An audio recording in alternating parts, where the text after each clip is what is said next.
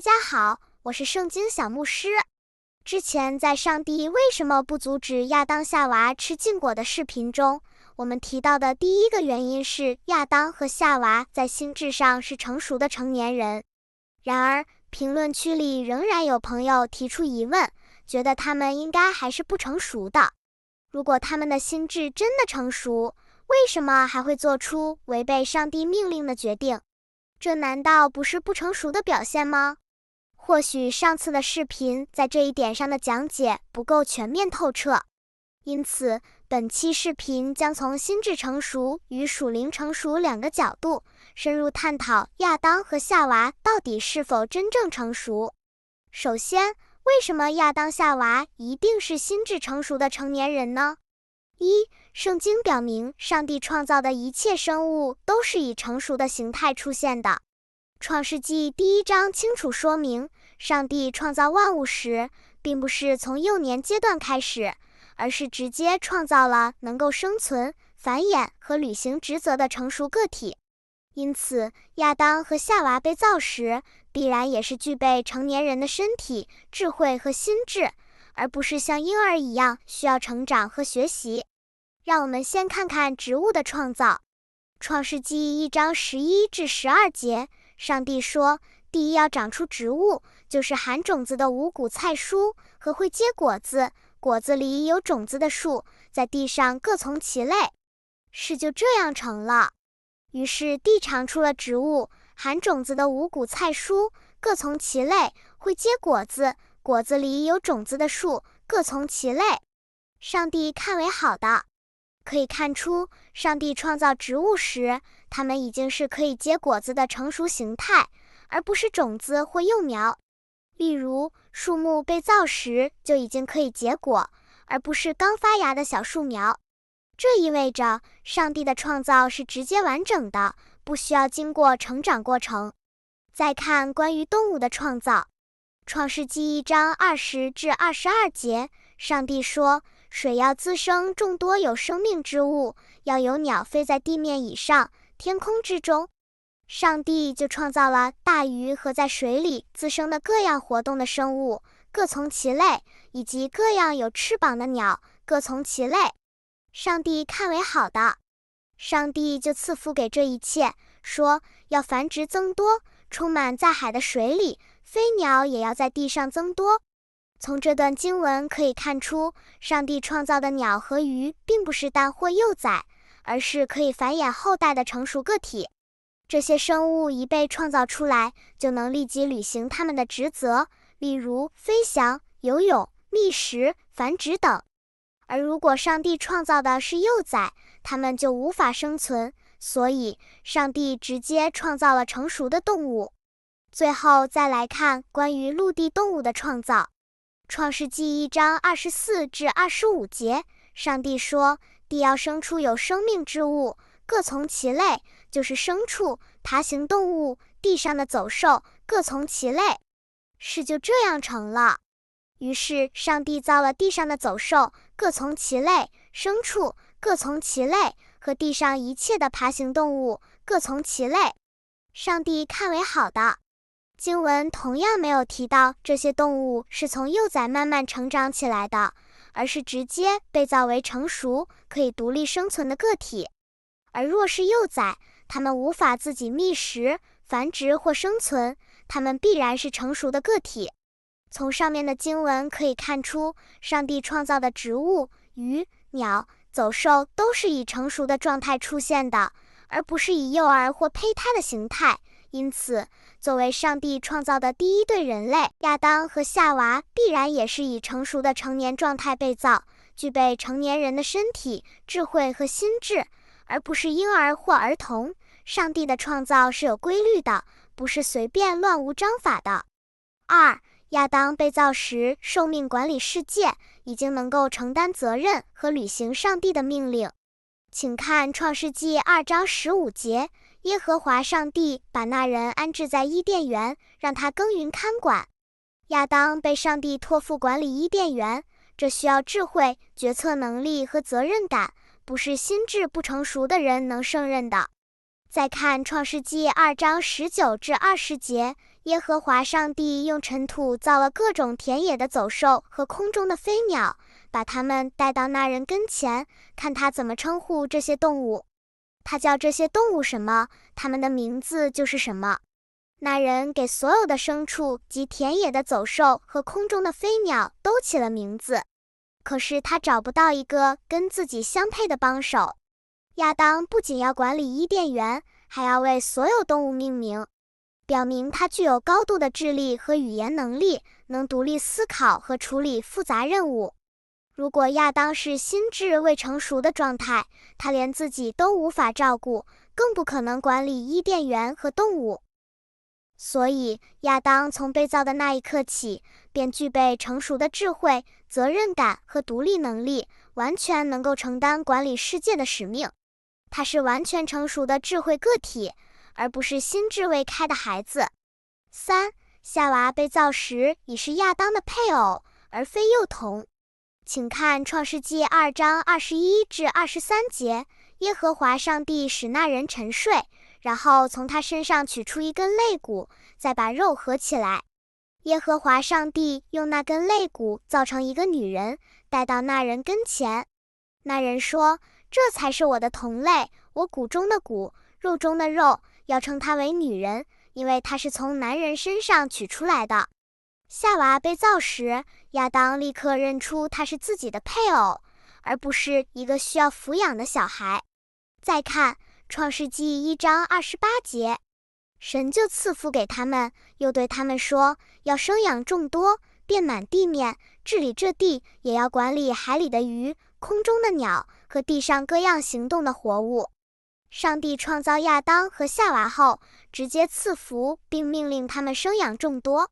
如果他们是婴儿或儿童，根本无法遵守这一命令，也无法承担治理世界的责任。因此，这再次证明他们在被造时便已是成熟的成年人，而非需要成长的小孩。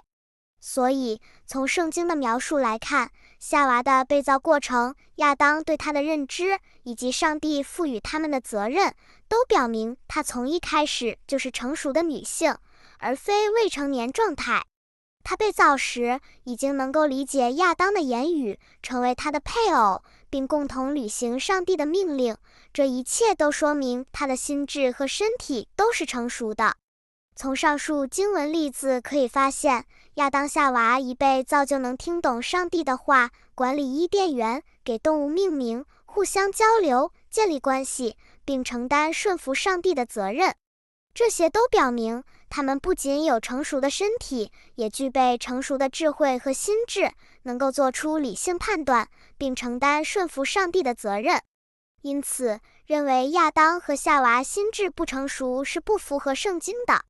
他们完全有能力做出正确的选择，只是他们在理智清醒的情况下选择了背逆上帝。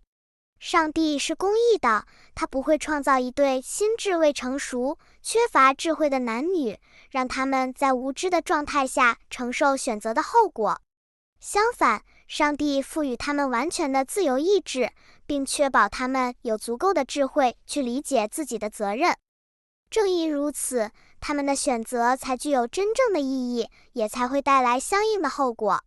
但是，或许有人会问，如果亚当和夏娃心智成熟，他们为什么还会做出错误的决定，导致自己走向死亡？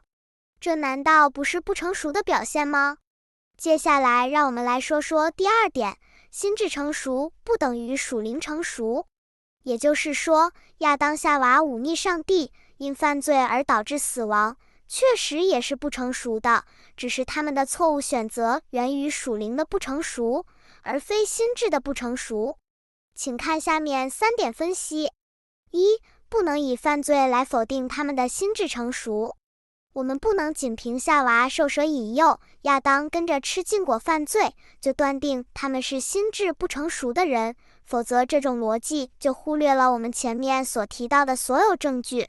他们被造时就具备理解能力、判断能力、治理能力，并能独立思考和承担责任。2. 他们的不成熟体现在属灵层面，而非理性层面。亚当和夏娃的错误选择确实反映出某种不成熟，但这不是心智能力的不足，而是属灵生命的幼稚。尽管他们拥有完美的身体和理性，但他们在属灵上仍然缺乏。首先，他们缺乏试炼的经验，他们从未经历过试探，对邪恶一无所知，也不理解如何抵挡诱惑。其次，他们缺乏对罪的深刻认识，他们虽然听过上帝的警告，却没有亲眼见过罪的后果，因此无法真正理解不顺服会带来怎样的灾难。再次，他们顺服的基础较浅，在伊甸园的完美环境里，他们的顺服更像是未经考验的顺服，而非出于深思熟虑、经过考验的忠诚。换句话说，他们的理性和判断力没有问题，但属灵生命仍处于初级阶段。他们的选择不是因为无知，而是因为对试探的防备不足，加上对罪的后果缺乏深刻认识。3. 选择错误不等于没有能力选择正确。成熟的人仍然可能做出错误的决定。一个成年人即使理智健全，也可能因为缺乏经验、情感驱使或外界影响而做出错误判断。同样，亚当和夏娃有足够的智慧和能力去做出正确的选择，但他们的信心和属灵洞察力尚未成熟，使他们在面对试探时跌倒。这也让我们看到，顺服上帝不仅需要理性，更需要属灵的成长与对上帝坚定的信靠。有人可能会问，既然上帝希望人属灵成熟，为什么不直接创造具备完全的属灵成熟人，而要让他们经历试炼和成长呢？直接创造属灵成熟的人，会剥夺人的自由意志。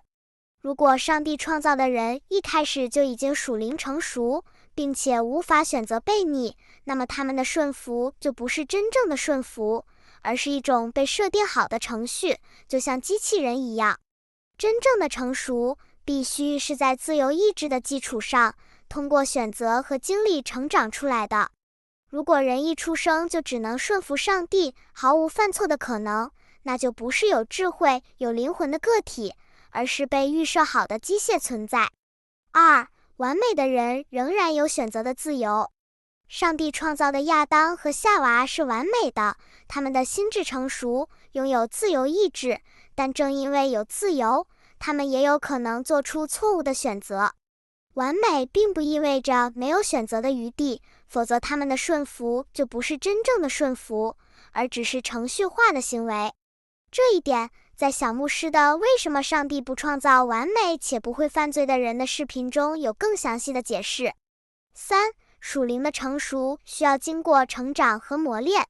属灵的成熟不是凭空而来的，而是需要在现实生活中经历考验，做出正确的选择，才能真正成长。就像一个人要变得更有智慧、更有品格，必须经历挑战、学习和反思。属灵生命的成熟也需要一个过程。结论：上帝不直接创造属灵成熟的人，因为真正的成熟必须经过自由选择和考验。如果人没有经历过试探和挑战，就无法真正理解顺服的价值，也无法建立真正坚定的信仰。属灵的成长是一个需要经历考验、不断选择上帝的过程，而不是一开始就被强制设定的状态。或许还有人会感到不解，那么为什么上帝不再等等，让他们先成长为属灵成熟的人，再让他们面对试探，做出选择呢？答：属灵成熟并不是等待就能实现的，而是必须经过试炼和抉择才能真正成长。正如前面所说，灵性的成熟需要经过考验，否则只是被设定好的完美，而不是真正的自主选择的成熟。这一点在小牧师的《上帝为什么不阻止亚当夏娃吃禁果》的视频中也有详细解释。如果没有试炼，他们的顺服就只是未经考验的顺服，甚至可以说是无知的顺服，并不稳固，也没有真正的价值。即使他们活得再久，如果始终没有经过试炼，他们的灵性也无法真正成长。我们再来看最后一个问题，之前评论区有位朋友问道，亚当夏娃是成熟的人类这一论点不成立。蛇对女人说，你们不一定死，因为神知道，你们吃的日子眼睛就明亮了，你们便如神能知道善恶。创3章4至5节，既然他们尚不能分辨善恶，又如何可以称心智成熟？这是一个非常好的问题，下面我们来详细解答一下。亚当夏娃确实还不能完全分辨善恶。我们知道，蛇说这话就是为了哄骗夏娃犯罪，所以他的话是谎言，带有邪恶的目的。蛇告诉他，你们吃的日子眼睛就明亮了，你们便如神能知道善恶。这句话就暗示夏娃尚未完全理解善恶，而夏娃好像也很清楚，他知道自己并不能像上帝一样知道善恶，像上帝一样有智慧，否则蛇的谎言就不会对他产生影响。然而，夏娃却没有意识到蛇的诱导是出于恶意，反而被勾引出了犯罪的欲望。这表明他虽然知道上帝的命令，但对善恶的理解并不深入，最后被蛇的花言巧语所误导。但是，亚当夏娃真的完全不能分辨善恶吗？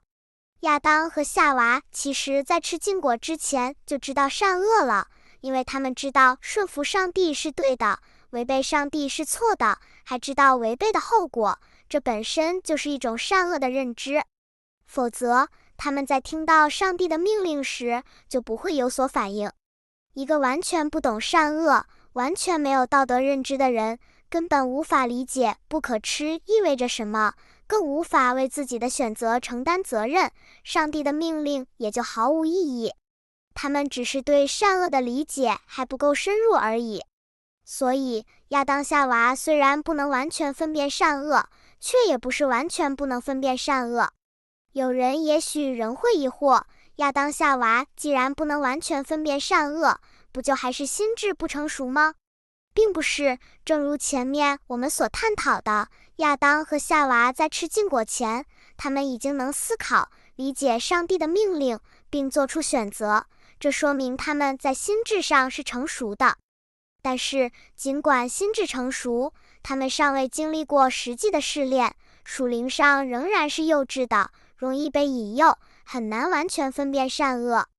而真正的善恶辨别力，不是靠违背上帝的命令，吃了果子就能立刻获得的，而是通过依靠上帝的引导，经历试炼，不断学习和操练来成长的。夏娃之所以被蛇欺骗，正是因为他错误地以为吃果子能立刻获得上帝那样的智慧，而没有意识到真正的智慧来源于上帝本身。请看箴言9章10节的教导，敬畏耶和华是智慧的开端，认识至圣者便是聪明。因此，亚当夏娃之所以不能完全分辨善恶，不是因为他们心智不成熟，而是因为他们属灵不成熟。属灵成熟需要经过试炼和成长，不断信靠上帝，而不是靠违背上帝的命令获得的。上帝也不能直接创造一个完全能分辨善恶的人类，因为只有上帝是完全、永恒、无所不知的，人类作为受造物，本质上是有限的，不可能和上帝一样全知全能。所以，人类如果想要真正知晓善恶，需要不断依靠上帝来成长。通过以上讨论，我们可以清楚地看到，亚当和夏娃在心智上是成熟的，但在属灵上并未成熟。属灵成熟不是一蹴而就的，而是需要经历试炼、学习和成长的过程。真正的智慧和对善恶的辨别力，不是靠吃一颗果子就能获得，而是通过依靠上帝，经历考验，在顺服中成长，才能真正领悟。希望本期视频能够帮助大家更深入地理解圣经，明白上帝的智慧和爱。如果大家还有疑问，欢迎在评论区留言提问，我们可以一起探讨。也欢迎大家转发分享，让更多人理解圣经的真理。